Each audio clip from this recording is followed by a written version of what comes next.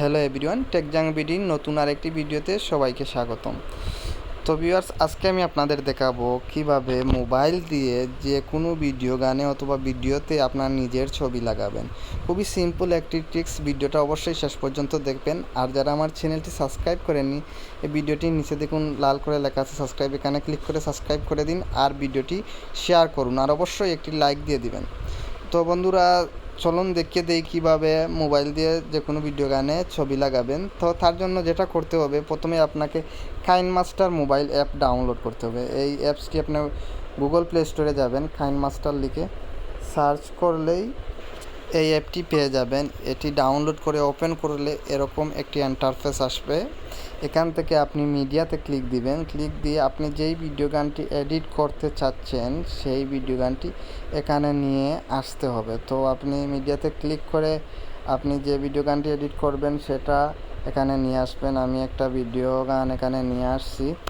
এই ভিডিও গানটিতে আমি ছবি লাগিয়ে দেখাবো। তো দেখুন, এটি একটি ভিডিও গান, এটাতে কিভাবে ছবি লাগাবেন। তো এখান থেকে আপনাকে যেটা করতে হবে, এই দেখুন এখানে লেয়ার নামে একটা অপশন আছে, এখানে ক্লিক দিতে হবে। ক্লিক দেওয়ার পর আপনি দেখুন মিডিয়া নামে একটা অপশন আছে, এই দেখুন এখানে ক্লিক দিবেন। এখানে ক্লিক দেওয়ার পর আপনাকে আবার আপনার গ্যালারিতে নিয়ে যাবে। তো এখান থেকে আপনি যেই ছবিটা আপনার ভিডিওতে লাগাতে চাচ্ছেন সেই ছবিটা নিয়ে আসবেন। আমি একটা ছবি নিয়ে আসছি এখানে সাকিব আল হাসানের ডেমো হিসেবে। তো এই ছবিটা আমরা ভিডিও গানে লাগিয়ে দেখাবো। তো এভাবে আপনি চাইলে এটাকে ক্রপ করতে পারেন। এই দেখুন এখানে রাইট সাইডে ক্রপিং অপশন আছে, আপনি আপনার ইচ্ছা মতো ছবিটা আপনি ক্রপ করে নিতে পারবেন। ক্রপ করে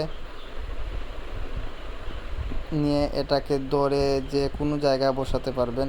আমি এখানে বসাবো। তো এই দেখুন এটাকে বসিয়ে দিলাম। এখন নিচ থেকে এই দেখুন নিচে একটা লেয়ার আছে, এটাকে এভাবে ধরে ভিডিওটি শেষ পর্যন্ত আমরা এভাবে নিয়ে যাব। তো নিয়ে গেলে এই ভিডিওটির শেষ পর্যন্ত আপনার এই ছবিটি শো করবে। এখন যদি আমি ভিডিওটি প্লে দেই, পরে এই ছবিটা শো করতেছে। এটি একটি একদম বেসিক লেভেলের এডিট, যারা জানেন না শুধু তাদের জন্য।